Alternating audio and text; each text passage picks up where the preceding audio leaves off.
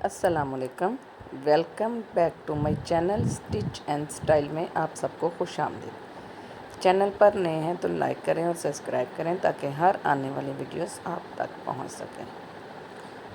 आज मैं आपको बैन वाली पट्टी बनाने का और बैन लगाने का तरीका बताऊंगी।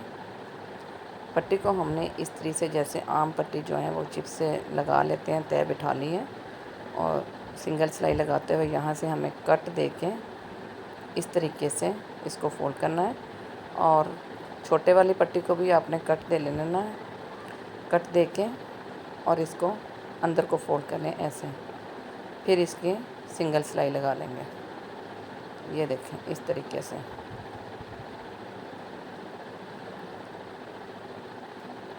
ऐसे सिलाई लगाने से ये होता है कि जो है ना लास्ट में, मतलब स्टार्टिंग में जो है वो पट्टी के वो धागे जो होते हैं वो नज़र नहीं आते।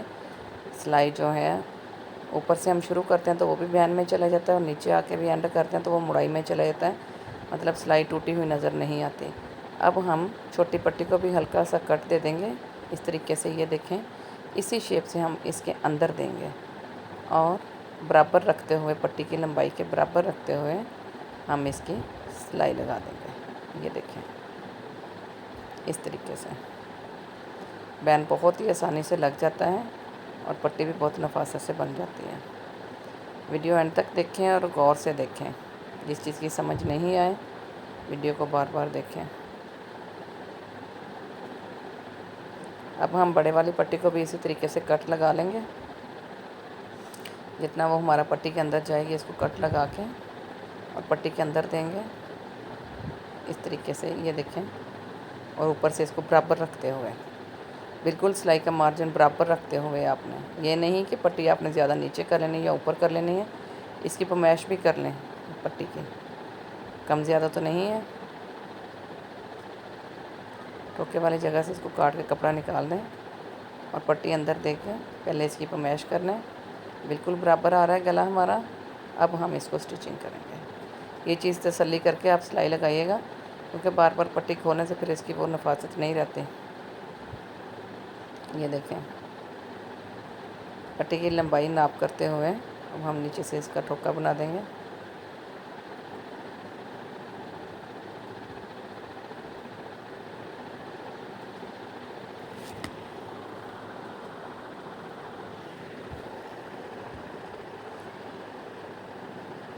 यहाँ से भी एंड में भी आपने इसको कोना जो है वो इसका सही तरीके से आपने नीचे देना है कि कोने वाली जगह जो है वो बाहर ना निकले।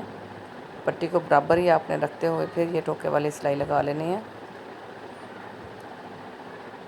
और इसका धागा जो है आपने थोड़ा सा बढ़ा के काटना है। ये तो सूती है, अगर रेशमी धागा भी हो तो वो भी इसी तरीके से आप इसका नीचे फिरकी वाला धागा खींचेंगे तो वो धागा खुद ब खुद नीचे आ जाएगा और दोनों धागों को आपस में गिरा दे दें।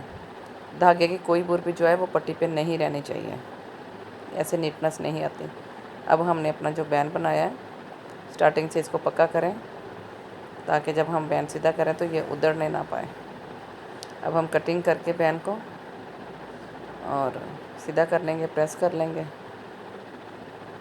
बैन का सेंटर करते हुए, गले का सेंटर करते हुए अब हमें बैन लगाना शुरू कर देना है। छोटी पट्टी से बिल्कुल पट्टी के बराबर रखना है, ना कम ना ज़्यादा।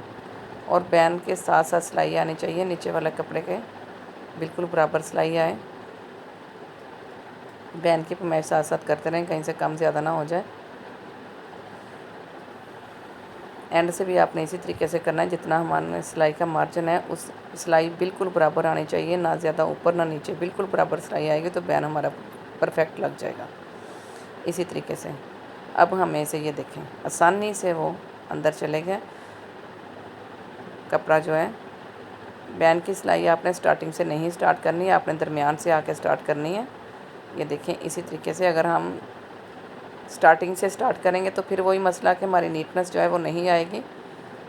ये देखें इसी तरीके से हम सिलाई घुमा देंगे इसकी ऊपर वाली साइड पे भी,